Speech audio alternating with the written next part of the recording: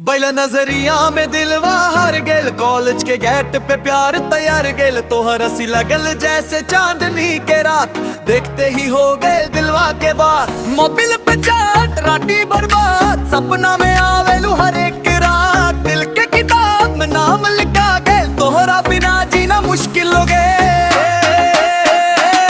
तोरा प्यार के स्टोरी बा कमाल हो, दिलवा में बजला रोमांटिक धमाल हो। तू बनी क्वीन हम बनी किंग, संग में लिखा प्यार के ड्रीम। तोरा प्यार के स्टोरी बा कमाल हो, दिलवा में बजला रोमांटिक धमाल हो। तू बनी क्वीन हम बनी किंग, संग में लिखा प्यार के ड्रीम।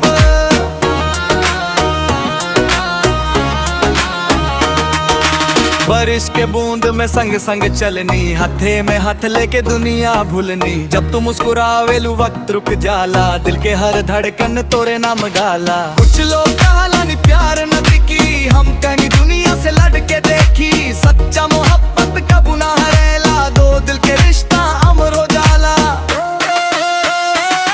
तोरा प्यार के स्टोरी बा कमाल हो, दिलवा में बजला रोमांटिक धमाल हो। तू बनी क्वीन हम बनी किंग, संग में लिखा प्यार के ड्रीम। तोरा प्यार की स्टोरी बा कमाल हो, दिलवा में बजला रोमांटिक धमाल हो। तू बनी क्वीन हम बनी किंग, संग में लिखा प्यार के ड्रीम।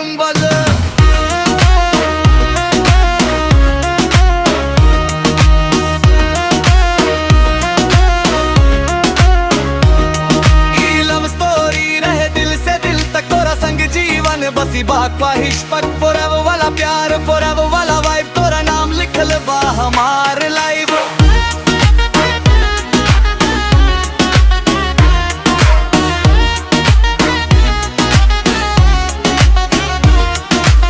पहिला नजरिया में दिलवा हर गए, कॉलेज के घाट पे प्यार तैयार गए। तो हर हंसी लगल जैसे चांदनी के रात, देखते ही हो गए दिलवा के बाद।